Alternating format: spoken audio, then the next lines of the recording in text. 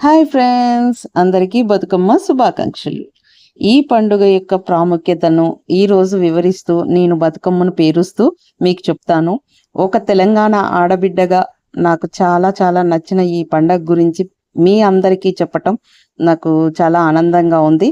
పూర్వం ఒక బాలిక భూస్వాముల ఆకృత్యాలకు భరించలేక ఆత్మహత్య చేసుకుంటుంది.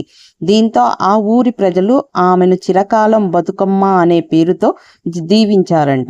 అప్పటి నుంచి మొదలైన ఈ జాతర నాటికి అమల్లోకి ఉంది.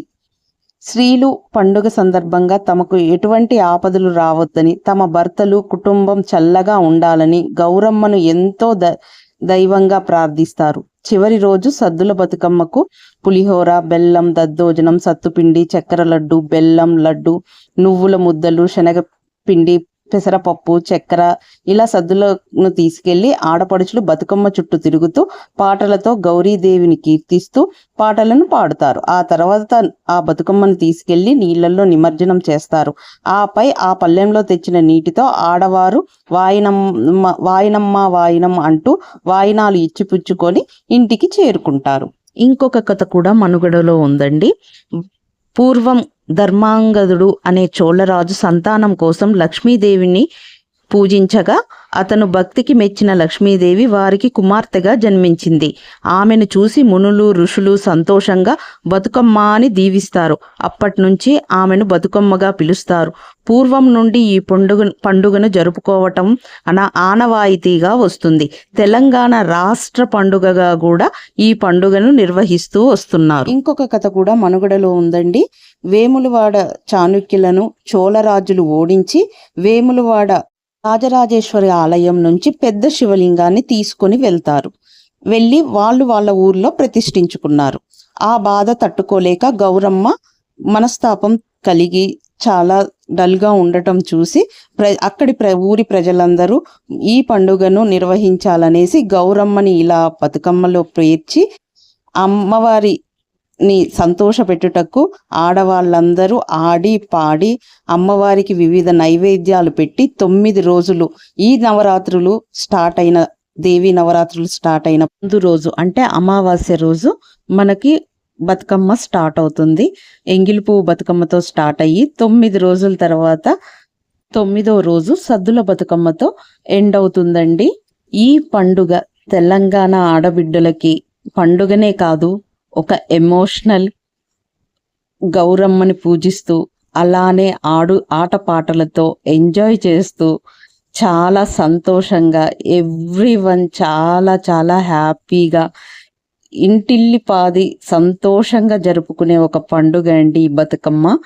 ఈ బతుకమ్మ పండగకి మేము ఎలా రెడీ అయ్యి అందరూ బాగా రెడీ అవుతారు. అందరూ అమ్మవార్ల లాగా గౌరమ్మ లాగా రెడీ అయ్యి ఈ పూజను చేసుకుంటామండి.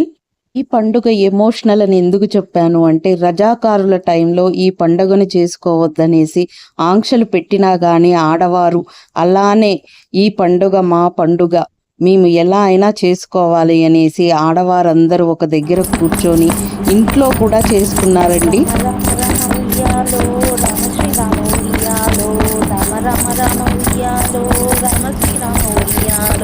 రామ రామ నంది ఉయ్యాలో రాగమెత్తరాదు ఉయ్యాలో, రామ రామ నంది ఉయ్యాలో రాగమెత్తరాదు ఉయ్యాలో, నెత్తి మీద సూర్యుడు ఉయ్యాలో నిలవన్ని కాడ ఉయ్యాలో, నెత్తి మీద సూర్యుడు ఉయ్యాలో నిలవన్ని కాడ ఉయ్యాలో, ఆ పట్ల చంద్రుడు ఉయ్యాలో బాలకుమారుడ ఉయ్యాలో, ఆ పట్ల చంద్రుడు ఉయ్యాలో బాలకుమారుడ ఉయ్యాలో, పెద్దలకొచ్చింది ఉయ్యాలో పెద్దల మాట ఉయ్యాలో, పెద్దలకొచ్చింది ఉయ్యాలో.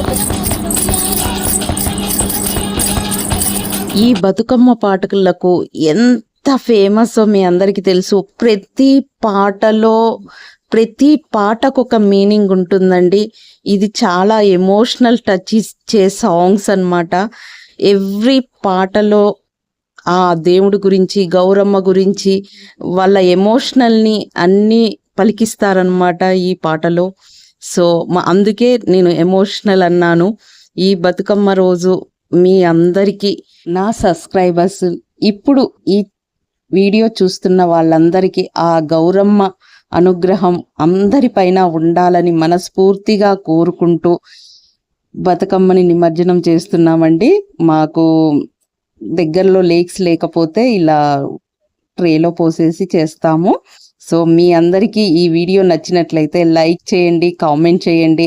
అండ్ తెలంగాణ ఆడబిడ్డలే కాదు, ఎవ్రీవన్ని రెస్పెక్ట్ చేయండి.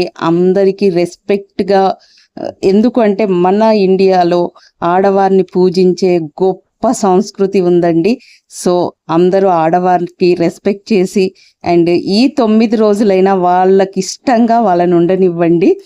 ఏ ఇంట్లో అయితే ఆడవారు పూజించబడతారో, రెస్పెక్ట్ ఇవ్వబడతారో ఆ ఇంట్లో లక్ష్మీ కళ కనపడుతుంది, అష్టైశ్వర్యాలతో ఉంటారనేసి అంటారు. అంటం కాదు, నిజమేనండి. అండ్ ఇంకొక వీడియోలో మళ్ళీ కలుసుకుందాం. అందరికీ బతుకమ్మ శుభాకాంక్షలు.